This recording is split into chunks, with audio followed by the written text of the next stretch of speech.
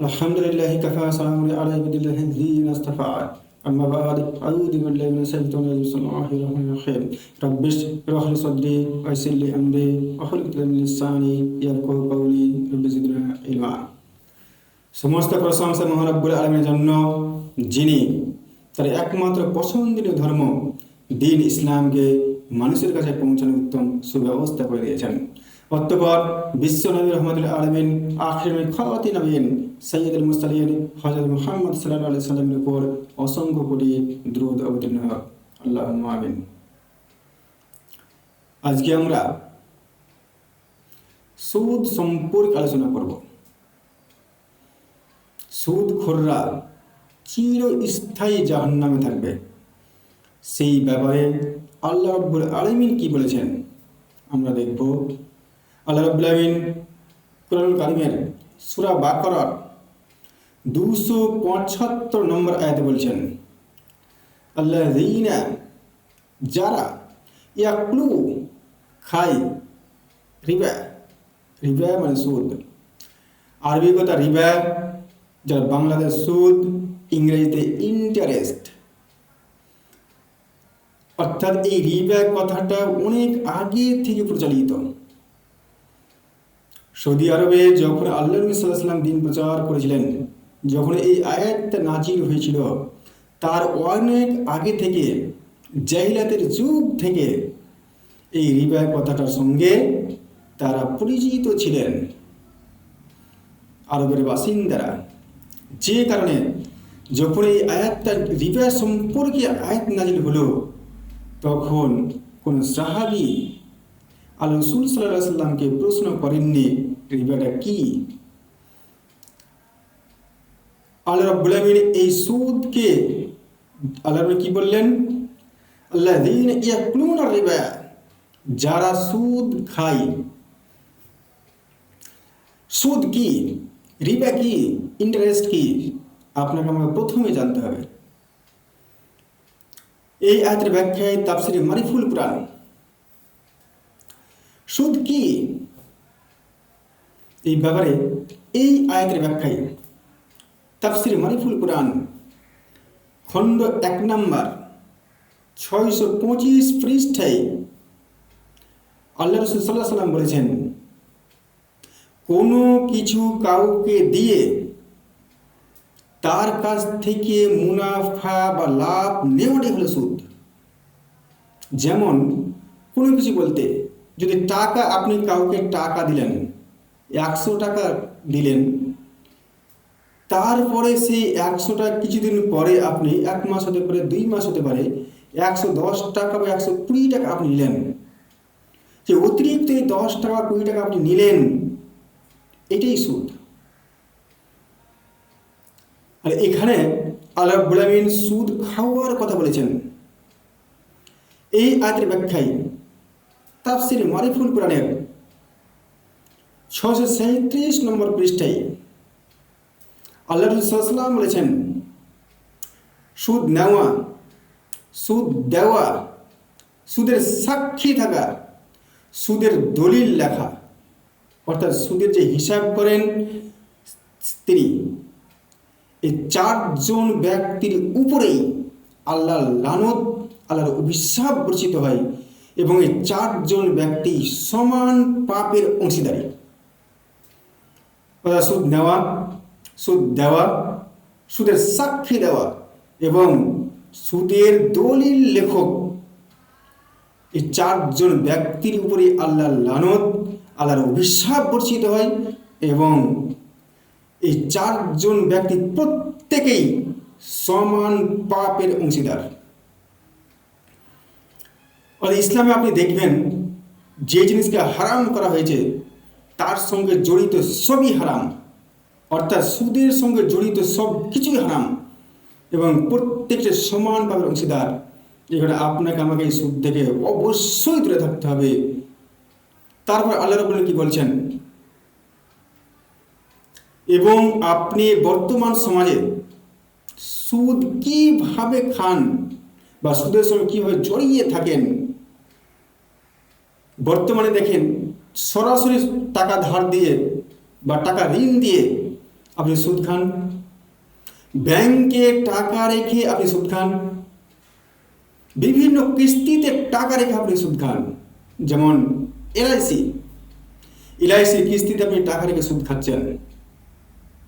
তাহলে এরকম বিভিন্ন অনেক পলিসি রয়েছে যেগুলো উল্লেখ করতে গেলে প্রচুর সময় দরকার।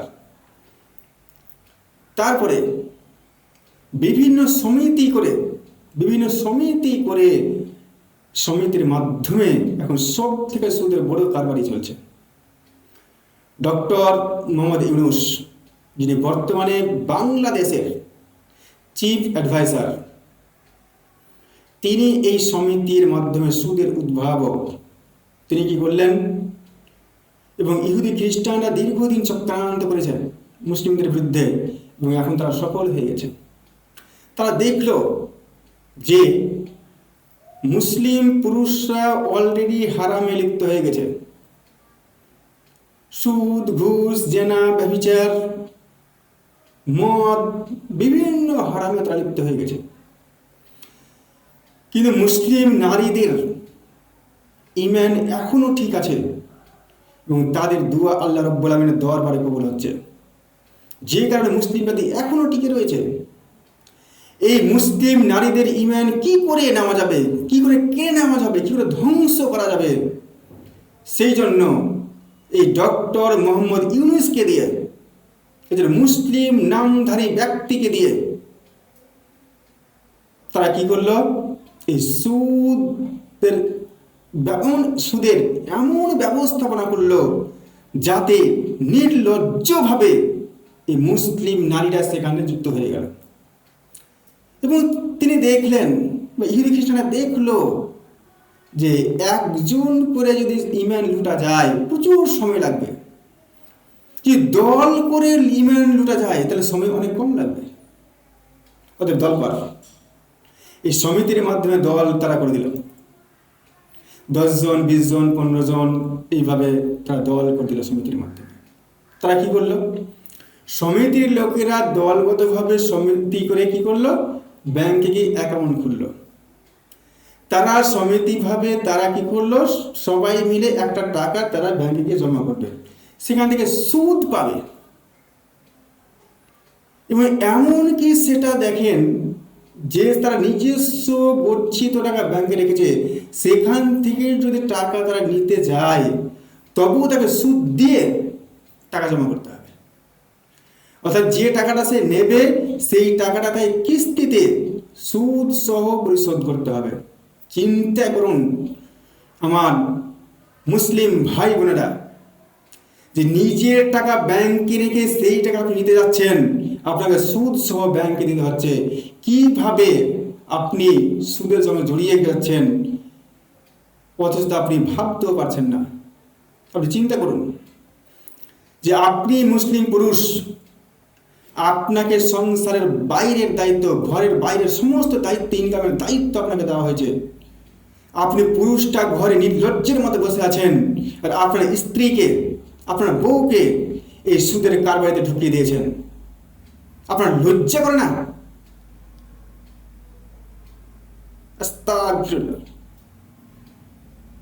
যে এইভাবে সমিতি করে মানুষের দলগতভাবে মুসলিম মহিলাদেরকে ঈমান লুটা হয়ে যাচ্ছে, সুদের সঙ্গে জড়িয়ে দেওয়া হচ্ছে।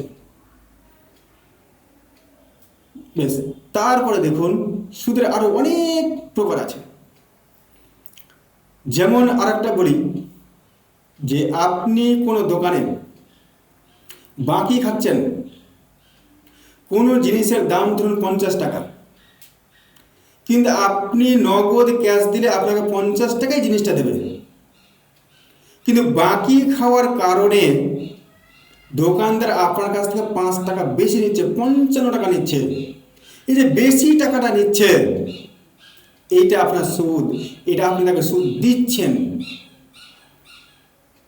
সুদ খাওয়া, সুদ দেওয়া, সুদের সাক্ষী থাকা এবং সুদের দলিল লেখা সমান পাপের অংশীদার। এই কারণে বাকি খাওয়া থেকে অবশ্যই দূরে থাকুন, তাহলে সুদ থেকে অনেকটাই বেঁচে যাবেন। তারপরে আল্লাহ রাব্বুল কি বলছেন, যে ব্যাস সুদের ব্যাপারটা মোটামুটি বুঝতে পারলেন। এখন এই সুদের ব্যাপারে আল্লাহ রাব্বুল আলামিন তারপরে কি বলছেন, লা ইয়াকুমু, তারা কিয়ামতের দিন সেই রকম উঠবে, ইল্লা কামা ইয়াকুমুল্লাযী, যেই রকম উঠবে মানুষ, ইয়াদা খব্বাতু শাইতানু মিনাল মাস, ইয়াদা খব্বাতু, উদ্ভ্রান্ত পাগলের মতো, শাইতানু মিনাল মাস, শয়তান, মাসা মানে স্পর্শ করা, শয়তান স্পর্শ করে যাদেরকে পাগল করে দিয়েছে সেই রকম ভাবে তারা কিয়ামতের দিন উঠবে। ইবনে আব্বাস রাদিয়াল্লাহু তাআলা আনহু তাফসীর ইবনে কাসির 2 নম্বর খণ্ড 393 পদে বলছেন, এই সুদখোররা কিয়ামতের দিন উঠবে উদ্ভ্রান্ত এবং পাগলের মতো, তারা সোজা হয়ে দাঁড়াতে পারবে না। অর্থাৎ শয়তানের একান্ত অনুগত হয়ে, শয়তানের উম্মত হয়ে, শয়তানের অনুসারী হয়ে উদ্ভ্রান্ত পাগলের মতো কিয়ামতের দিন তারা উত্থিত হবে এবং সবাই এটা দেখে তাদেরকে চিনতে পারবে না সুদখোর। তারপরে আল্লাহ রাব্বুল আলামিন বলছেন, যালিকা বিআন্নাহুম ক্বালু ইন্নামাল বাইউ মিসলুর রিবা, যালিকা বিআন্নাহুম, এই কারণে যে, ইন্নামাল প্রকৃতপক্ষে, বাইউ ব্যবসা, মিসলুর রিবা সুদের মতোই। এই সুদখোররা নিজেদের অপরাধ ঢাকতে তারা কি বলে যে সুদটা ব্যবসার মতোই, অথচ ব্যবসা এবং সুদ সম্পূর্ণ আলাদা বিষয়। সুদটা আগেই ব্যাখ্যা করেছি, ব্যবসা, আপনি কোনো জিনিস মনে করেন ধান বা গম কিনলেন, আপনি 100 টাকায় ধান কিনলেন, সেই ধানটা আপনি বিক্রি করছেন 120 টাকায়, এটা আপনার লাভ, এটা আপনার ব্যবসা। অতএব এই সুদখোররা বলে থাকে যে এই ব্যবসার মতোই তো এই রিবা বা সুদ, অথচ আল্লাহ রাব্বুল আলামিন তারপরেই বলছেন, ওয়া হালাল্লাহুল বাইয়া, বাইয়া ব্যবসাকে আল্লাহ রাব্বুল আলামিন হালাল করেছেন, হারামার রিবা, এবং সুদকে, রিবাকে হারাম করে দিয়েছেন। আল্লাহ রাব্বুল আলামিন ঘোষণা করে দিলেন যে ব্যবসাটা আমি হালাল করেছি এবং সুদটাকে আমি হারাম করে দিয়েছি। তারপর আল্লাহ রাব্বুল আলামিন বললেন, ফামান জাআহু, এইটা আসার পরেও, কি আসার পরেও, মাইদাত মির রাব্বিহি, তার রবের নির্দেশ আসার পরেও, ফান্তাহা, সুদকে ছেড়ে দিল, ফালাহু মাসলাফ, আগে যা হয়েছে তা হয়েছে, অর্থাৎ আগে সে সুদ খেত, কিন্তু এই আয়াত যখন নাজিল হল, সুদ যখন আল্লাহ রাব্বুল আলামিন হারাম করে দিলেন, তখন যারা সুদ ছেড়ে দিল, ও আমরুহু ইলাল্লাহ, সম্পূর্ণ আল্লাহর ইচ্ছাধীন। এবং তাফসীরের মধ্যে দেখবেন এই আয়াতের ব্যাখ্যায়, তাফসীর ইবনে কাসির, তাফসীর মারিফুল কোরআন, বলা হয়েছে এই সুদের আয়াত নাজিল হওয়ার সঙ্গে সঙ্গে যারা সুদ ছেড়ে দিয়েছে, আল্লাহ রাব্বুল আলামিন তাদেরকে ক্ষমা করেছেন এবং তাদেরকে তওবা কবুল করেছেন। কিন্তু অমান, এবং যে ব্যক্তি আদা পুনরায় সুদ খেতে শুরু করেছে, সুদ তো সে ছাড়লই না, সুদ হারাম হওয়ার পরে সুদ তো ছাড়লই না, সে সুদ খেতেই আছে, সুদের কারবারি করতেই আছে, উলাইকা, এরাই হলো আসহাবুন নার, আসহাব বাসিন্দা, নার জাহান্নাম, এরাই হলো জাহান্নামের বাসিন্দা, হুম ফিহা খালিদুন, খালিদুন, এবং জাহান্নামে তারা চিরস্থায়ী থাকবে, তাদের কখনোই জাহান্নাম থেকে বের করা হবে না। এই আয়াতের ব্যাখ্যায় তাফসীর মারিফুল কোরআন 638 পাতায় আল্লাহ রাসূল সাল্লাল্লাহু আলাইহি সাল্লাম বলেছেন আউফ বিন মালিককে, হে মালিক, সেই সব পাপ থেকে নিজেকে সরিয়ে রাখো যেই সব পাপ কখনোই ক্ষমা করা হয় না। সেই সব পাপের মধ্যে একটি হলো এই সুদ, যেটা কখনোই ক্ষমা করা হয় না। অতএব এই সুদ থেকে অবশ্যই বেঁচে থাকবে। তার তাফসীর ইবনে কাসির পেজ নাম্বার 397 পাতা, 2 নম্বর খণ্ড। আল্লাহ রাসূল সাল্লাল্লাহু আলাইহি ওয়াসাল্লাম বললেন যে এই সুদ এতই মারাত্মক, এতই ভয়ঙ্কর যে সুদের 70টি স্তর রয়েছে। সব থেকে নিচের স্তর, সব থেকে নিচের স্তরটা হলো সেই পাপের সমান যে পাপ তার নিজের মায়ের সাথে জিনা করার সমান।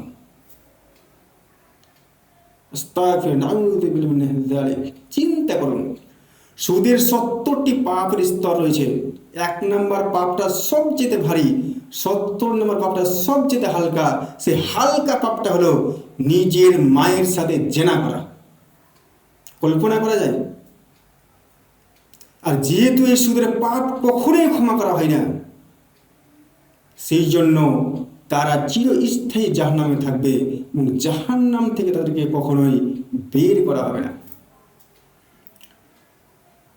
আল্লাহ রাসূল সাল্লাল্লাহু আলাইহি ওয়াসাল্লাম যখন মেরাজে গেছিলেন, মেরাজে গিয়ে তিনি কিছু কবরের পাশ দিয়ে যাচ্ছিলেন। সেই কবরের পাশ দিয়ে যাওয়ার সময় তিনি দেখলেন সেই কবরবাসীদের উপরে আযাব হচ্ছে এবং তাদের পেটগুলা বিশাল বিশাল ঘরের মতো, এবং সেই বিশাল বিশাল ঘরের মধ্যে তাদের পেটের মধ্যে সাপ বিচ্ছু ভরা আছে অসংখ্য, এবং তারা প্রতিটা মুহূর্তে দংশন করছে। আল্লাহ রাসূল সাল্লাল্লাহু আলাইহি সাল্লাম জিবরাইল আলাইহিস সালামকে জিজ্ঞাসা করলেন, এই ব্যক্তির এই অবস্থা কেন, এই আযাব কেন? জিবরাইল আলাইহিস সালাম উত্তর দিলেন, এরা হলো সুদখোর। সুদখোরের কত ভয়ঙ্কর আযাব চিন্তা করুন। তারপরে মেরাজের অপর হাদিসে আল্লাহ রাসূল সাল্লাল্লাহু আলাইহি সাল্লাম দেখলেন যে রক্তের মতো লাল বর্ণের একটা নদীর তীরে আল্লাহ রাসূল সাল্লাল্লাহু আলাইহি সাল্লাম পৌঁছালেন। সেখানে গিয়ে দেখলেন এক ব্যক্তি সাঁতার কেটে আসছে। যখন সে তীরে এসে উঠতে চাইছে উপরে, তীরের পাশে এক ব্যক্তি বিশাল বিশাল পাথর নিয়ে দাঁড়িয়ে আছে এবং সে পাথর ছুঁড়ে তার মুখ দিয়ে তার পেটে প্রবেশ করাচ্ছে, সে বিশাল বিশাল পাথর, এবং তৎক্ষণাৎ সে ব্যক্তি পিছিয়ে যাচ্ছে এবং এটা কন্টিনিউ মনোবল চলতেই আছে। যেহেতু এই সুদের পাপ আল্লাহ রাব্বুল ক্ষমা করেন না, সেখানে খোলা জাহান্নাম, চিরস্থায়ী জাহান্নামে থাকবে। আল্লাহ রাব্বুল আমাদেরকে এই সুদ থেকে হেফাজত করুক। আখির আলহামদুলিল্লাহ রাব্বিল আলামিন।